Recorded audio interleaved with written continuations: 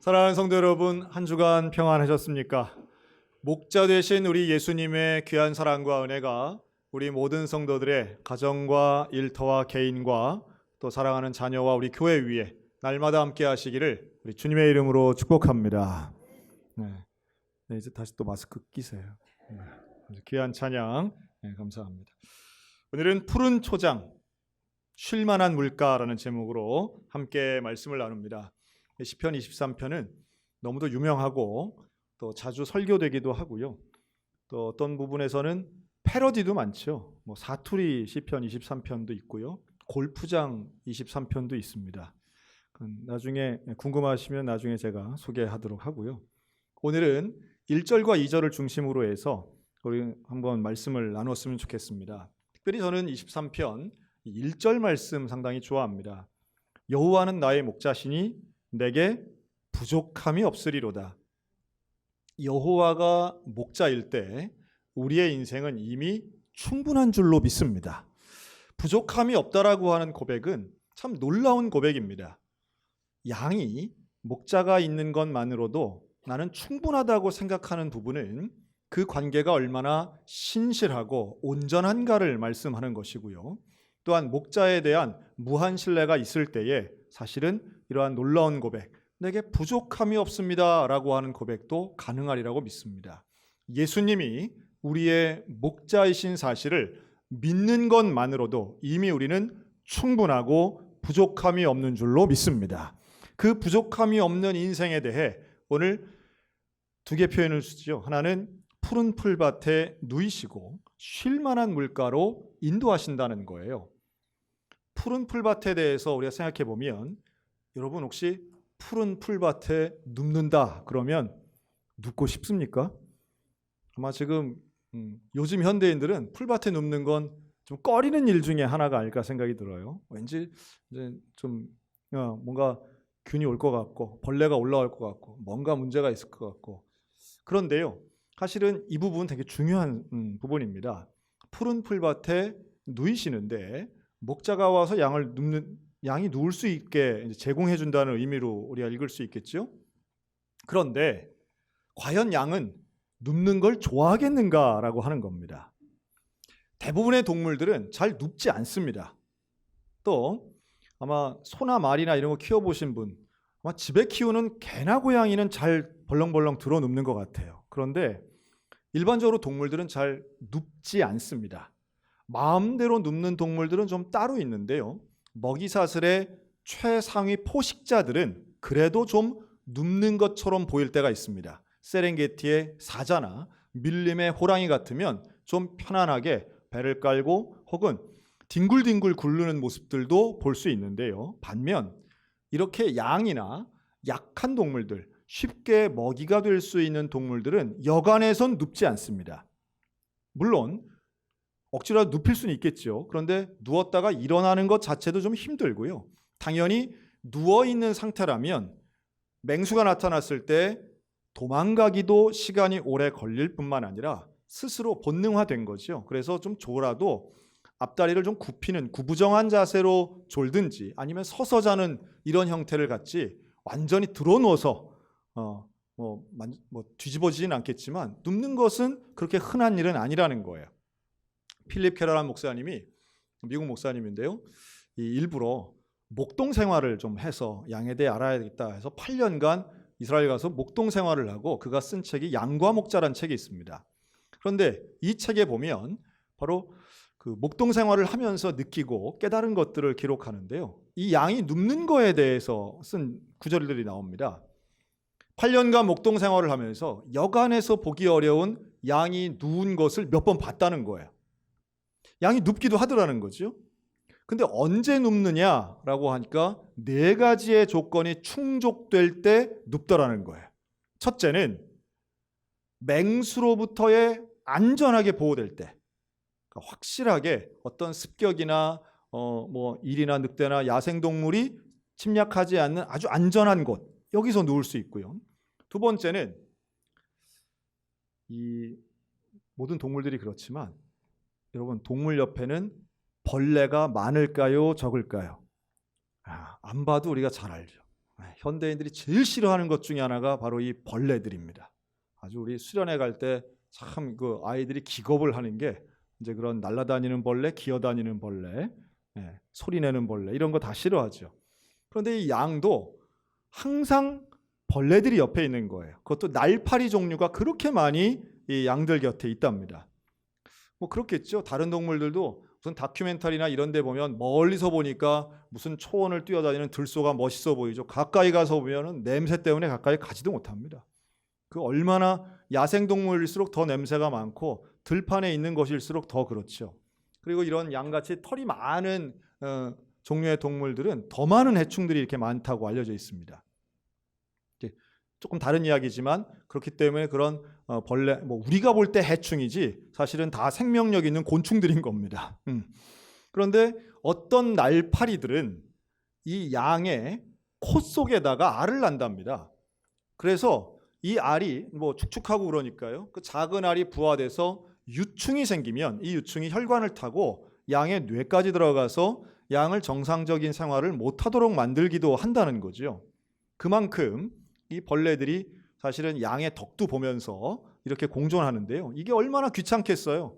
귀든 눈이든 앞에서 계속 날아다니는 이러한 날파리들이 양 입장에서는 이게 상당히 귀찮고 무슨 긴 꼬리가 있는 것도 아니고 팔이 있는 것도 아니니 이걸 쫓아내는 것도 참 쉽지 않겠다는 생각이 듭니다. 이런 해충들, 이런 벌레들이 있는 환경에서는 누울래야 누울 수 없는 것이죠. 그리고 세 번째는 자, 양들끼리 있습니다. 양들끼리 서로 싸울 때가 있겠어요, 없겠어요? 무수하게 싸울 때가 많다는 거예요. 특별히 짝짓기철이 되면 수컷들끼리 그 길지도 않은 뿔 가지고 서로 치받는 게 양들의 삶의 모습인 것이죠. 그래서 바로 가까이 있는 친구 같고 동료 같은 이런 양들이 언제 와가지고 치받을지 모르고 끊임없는 도전과 싸움과 경쟁이 이 양무리 속에서도 있는 겁니다. 그리고 마지막 네 번째는 당연히 식량이 제대로 먹을거리가 공급이 돼서 배가 불러야 누울 수 있는 거죠. 정리하면 안전해야 되고 갈등이 없어야 되고 배가 불러야 사실은 누울 수 있는 겁니다. 건강해야. 우리 인간 생활과 똑같은 거죠. 우리들도 마음 편하게 발 뻗고 잠 자려면 마음이 편하고 그렇죠. 미래가 안전되고 그리고 갖고 있는 거 배도 부르고 인간관계도 좀 좋고 이래야 마음 편하게 발 뻗고 잘 수 있는 거 아니겠습니까? 그런데 그러한 곳이라는 거예요. 이 푸른 풀밭은. 이 시편 23편은 다윗의 시입니다. 다윗도 목동의 생활을 했습니다. 다윗도 양의 습성을 잘 알아요. 양이 눕지 않는 걸 잘 알아요. 그런데 다윗은 분명하게 말합니다. 푸른 풀밭에 누이신다라고 말합니다. 여호와가 나의 목자이시면 내가 누울 수 있다는 거예요. 여호와와 함께 가면, 하나님과 함께 가면 내가 누울 수 있고 그곳은 안전하고 그곳은 평안하고 그곳은 부요하고 그곳은 우리에게 누울 수 있는 안정감을 주는 곳이라는 거예요. 사랑하는 성도 여러분, 저는 우리 소양교회가 우리 성도들에게 푸른 풀밭 같은 안정된 곳이 되었으면 참 좋겠습니다. 그런데 이곳은 사람의 노력으로 만드는 곳이 아니라 나의 목자 되신 예수님과 함께 할 때 갈 수 있는 곳이라는 거예요. 그러니까 예수님과 함께 가면 가정도 푸른 풀밭 될 줄로 믿습니다. 걱정과 염려 때문에 그냥 눈앞에 앵앵대는 날파리 때문에 잠도 못 자, 염려 때문에 걱정돼서 한숨만 쉬어. 도대체 풀밭은 많은 것 같은데 내가 쉴 곳이 없다, 누울 곳이 없다라고 생각하는 세파에 휘둘리고 직장이나 가정이나 어디서나 신경 쓰고 문제투성이인 것 같아서 한숨만 짓고 있다면 여러분, 우리의 목자 되신 예수님과 함께 푸른 풀밭에 눕는 은혜가 있으시기를 주님의 이름으로 축원합니다. 세상에 아무리 걱정이 많아도 목자 되신 예수님 바라보면 그 풀밭에 갈 수 있는 거죠. 세상에 많은 풀밭이 있어 보이지만 다 누울 수 있는 게 아니에요. 다른 풀밭에 눕는 게 아니라 목자와 함께 있는 풀밭에 눕는 겁니다. 그러니 예수와 함께 있으면 그곳이 하나님 나라고 그곳이 천국이고 그곳이 나의 안식처가 될 줄로도 믿습니다. 교회가 그런 곳이고 가정이 그런 곳 돼야 되겠죠. 그리고 그런 마음에 우리 마음속에 안정감과 신뢰감이 있을 때 목자를 따라갈 수 있는 거죠. 여러분, 예수님은 신실한 목자십니다. 예수님은 참 목자입니다. 참 목자와 거짓 목자가 있어요. 그냥 인간적인 목자는 거짓 목자라고 할 수 있겠는데, 인간적인 목자는 양을 이용하는 겁니다. 양의 고기도 먹어야 되고 털도 이용해야 되고 젖도 짜야 되고, 그래서 그걸 가치화하는 게 인간적인 목자라면, 예수님 말씀하시는 참 목자는 양을 위해서 목숨을 바치는 것이 참된 목자라고 말씀합니다. 예수님은 우리를 위해 십자가에 달리시고 우리를 구원하신 참 목자인 줄로 믿습니다. 그러니 그 목자를 따라가야 되는 거예요. 예수님을 따라가야 우리가 참된 안식을 할 수 있는 푸른 풀밭도 쉴 만한 물가도 만날 수 있는 겁니다. 그러려면, 따라가려면 어떻게 해야 될까요? 잘 들어야 되겠죠. 목자의 음성을 듣고 따라가야 되잖아요. 그리고 목자의 음성을 들을 때, 경청할 때에 그 말씀에 진심으로 동의하고 따라갈 수 있는 믿음이 있어야 됩니다. 어떤 중년의 사장님이 자기 회사에서 회의를 했다 그러죠. 회의를 하니까 회의하는 중에 또 이제 농담도 섞어가면서 이 사장님이 이제 얘기를 한 겁니다. 아유, 나 때는 말이야. 나 때는 역시 따뜻한 것보다는 아이스가 맛있지. 이러면 거기 앉아 있는 직원들이 막 박장대소를 하면서 그렇게 웃더래요. 막 어떤 여직원들은 막 자지러지 깔깔깔깔 웃으면서, 아유, 사장님 왜 이렇게 그런 재밌는 얘기를 어떻게 하시냐고 막 웃는데, 저 끝에 한 직원은 팔짱을 딱 끼고 얼굴이 딱딱하게 굳어가지고 전혀 웃지 않더래. 그 사장님이 물어봤죠. 아니, 자네는 왜 그렇게 얼굴이 굳어서 전혀 웃지도 않고 뭐 안 좋은 일 있나? 그랬더니 이 직원이 하는 얘기가, 예, 저는 내일 사표 쓸 거여서 웃지 않습니다. 그러더래요. 그러니까 이게 뭐냐면, 비즈니스적 관계는 내가 비즈니스가 있을 때나 당신 말 들어주고 웃는 거지, 끝나면 웃기지도 않은데 뭘 이렇게 웃습니까? 이런 거죠. 제가 그 얘기를 이렇게 보니까, 이래서 우리 전도사님들이 나랑 얘기할 때 잘 웃나 하는 생각이 절로 들더라고요. 그래서 다시 잘 생각해 봐야 되겠다, 이제 하는 생각이 들었습니다. 어쨌든 여러분, 사장님과 직원은 뭐 그럴 수도 있겠죠. 그러나 우리와 목자의 관계는 그러면 안 되는 거죠. 우리와 목자의 관계는 최소한 이해관계가 아니라는 사실입니다. 예수님은 우리를 향해서 이득을 취하시려는 분이 결코 아니에요. 예수님 우리를 사랑하시기 때문에 나를 위해 십자가에 달리시고 목숨을 내어주시는 분, 여러분, 그 예수님의 음성을 온전히 들을 뿐만 아니라 끝까지 신뢰하고 평생을 동행하는 은혜가 우리 가운데 있으시기를 주의 이름으로 축원합니다. 예수님 얼마나 신실하신 분인지 몰라요. 예수님은 한번 하신 약속을 어긴 적이 없으시고 취소하시거나 미루신 적도 없는 분이 신실한 목자 예수 그리스도라고 하는 사실입니다.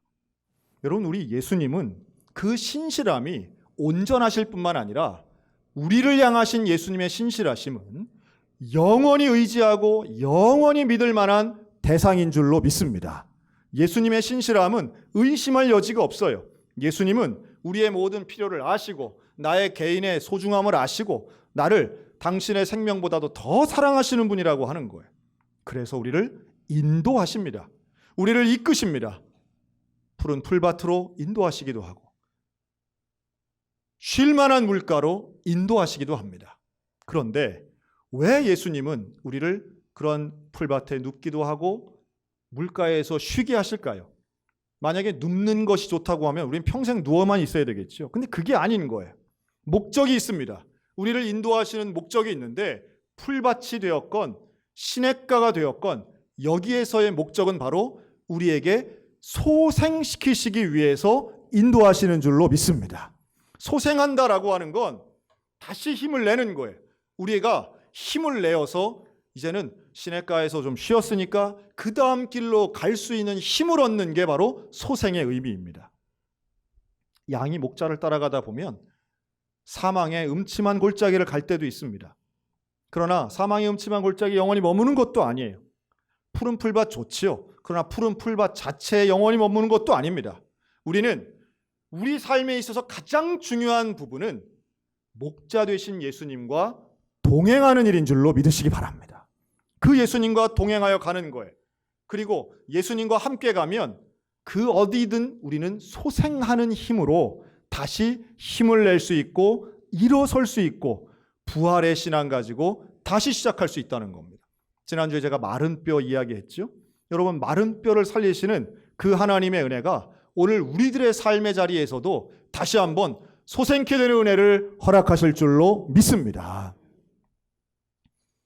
요한복음 21장에 보면 시리에 빠진 제자들이 나옵니다. 베드로가 대표적이죠. 그런데 그 베드로를 예수님이 찾아오세요. 찾아오셔서 아침을 준비하십니다. 숯불에 구운 떡과 생선을 주시면서 이리 와서 먹으라. 이리 와서 먹으라. 어떻게 살아가야 할지 막막했던 베드로, 다시 빙글빙글 돌아서 원점으로 돌아온 것 같은 실패자의 마음을 가지고 낙심하고 있던 베드로에게 예수님의 초청은 다른 게 아닙니다. 최소한 베드로에게는 그곳이 푸른 풀밭이었고 쉴만한 물가였던 거죠. 예수님을 만난 이후에 베드로는 다시 힘을 냅니다. 다시 사도로서의 사명으로 소생케 되는 역사가 일어났다는 말씀이에요. 그리고 우리에게 예수님을 만난다는 이야기는, 예수님과 함께한다는 이야기는 바로 낙심의 자리에서 다시 소생케 되는 자리로 부활의 신앙으로 일어난다는 걸 의미합니다. 여러분, 오늘 이 예배를 통해 우리 모두가 다시 소생케 되는 은혜가 있으시기를 주의 이름으로 축원합니다. 유명한 예화가 있어요. 이 카네기, 철강왕 카네기의 예화인데요. 이 카네기가 자기 집무실이나 화장실에 걸어놓는 그림이 있다고 그러죠. 근데 그 그림은 유명한 화가가 그린 것도 아니고 뭐 보면 평범한 그림인데 그냥 배 한 척 이렇게 그려져 있는 그림입니다. 근데 이 카네기가 젊은 날 그 그림을 샀다는 거죠. 가장 낙심하고 실패하던 바로 그때에 길에서 우연히 본 그 그림을 사가지고 똑같은 걸 몇 개 더 그려서 걸어놨다는 거예요. 근데 왜 그 그림을 샀느냐 하면 그 그림에 화가가 쓴 구절 하나가 있는 거죠. 이렇게 배가 해변에 딱 그냥 쓸쓸하게 낡은 배가 하나 있는데 밑에 이렇게 써 있다는 거예요. 반드시 밀물은 온다. 반드시 밀물은 온다. 그러니까 이게 젊은 날 카네기에게 지금은 내가 이렇게 힘들고 낙심되고 어렵지만 결국은 내게 또 기회가 온다, 이런 뜻으로 받아들였다는 거죠. 오늘 우리에게 지난 6개월 생각하면 야, 어떻게 이런 일이 있는가? 어떻게 이렇게 낙심되고 어떻게 미래가 보이지 않고 이런 일들이 우리나라에게 있는가? 뭐 우리나라뿐 아니라 전 세계가 경험하고 있는 특별한 일들을 지금 우리는 매일마다 경험합니다. 하지만 하나님의 은혜는 반드시 우리와 함께하는 줄로 믿습니다. 목자 되신 예수님과 함께 있다면 우리는 뒤돌아봐도 하나님의 은혜를 통해 감사하다고 고백할 수 있는 것이지요. 왜요? 매 순간마다 예수님이 우리와 함께 하셨기 때문입니다. 그래서 1절의 결론인 거예요. 여호와는 나의 목자시니 내게 부족함이 없으리로다. 여러분, 이건 그냥 하는 말이 아닙니다.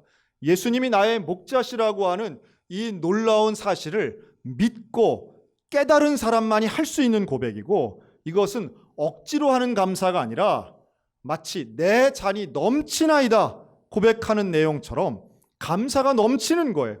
알면 알수록, 생각하면 생각할수록, 예수님을 바라보면 바라볼수록 우리에게는 감사와 기쁨이 있고 평안과 놀라움의 감동이 있는 것이고, 예수님을 사랑하면 사랑할수록 우리 마음은 부족함이 없는 줄로 믿습니다.